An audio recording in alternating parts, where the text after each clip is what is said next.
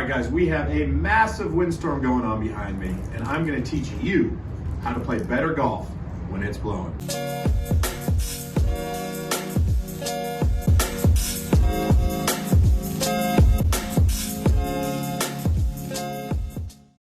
We have a lot of wind behind me, and I'm going to teach you 2 different ways to play shots on a nasty day like we have. All right, so the first shot is kind of an old school, known about shot. I'm going to explain what to do and why this works, okay? So you hear about putting the ball back in your stance. That's going to force our angle of attack to be more down on the golf ball, and that's going to flight it out. So that's the old school way of setting up to a golf ball, putting it back, and then getting down into it, okay? That's going to take the loft and turn it down into impact, and it's going to throw the angle of attack straight down. Now, there could be problems with that because it's going to create more spin. So you're going to want to take away speed. So the old school notion was if you had a distance that you would hit your 9-iron, you would go out and pull out your 7-iron for that shot, okay? All the way through your bag. That is an effective way to play golf. Now, that works because if we look at what is called spin loft, which would be the difference between angle of attack, which my left hand shows, and the dynamic loft of the club, which my right hand shows, the golf ball is going to launch somewhere in there. The wider it is, the higher the ball will go, and the more spin you'll have, okay? But if I have a shallow angle of attack here with a lot of loft, the second I turn that ratio down, now there's less loft being applied to the club head through impact, okay?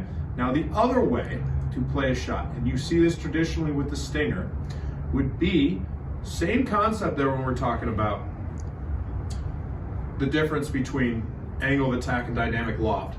We will take this angle of attack, get it to be very shallow, and get the hands ahead. So now we've closed that gap, okay? That's going to force the ball to fly out lower, but it's also going to make the ball come out with a lot less spin. So that's a key dynamic that a lot of players really want to have, is less spin when they're attempting that shot. So we don't need to put the ball as far back when we're attempting this. Just back of center is where most of my players hit it. Some even put it in the middle, right? So with this shot, you're going to feel like the lead side is clearing, we're staying in a forward bend, and the lead shoulder is pulling the handle up and through to make sure the angle of attack is not super steep into the golf ball. But when you're keeping this bend longer as the shoulder's pulling up, that's going to force the handle more forward, and it's going to allow you to hit that low spin, low shot. And you don't have to take the extra club. It's a harder shot for a lot of players depending on how their matchups work, but it's a great shot to have.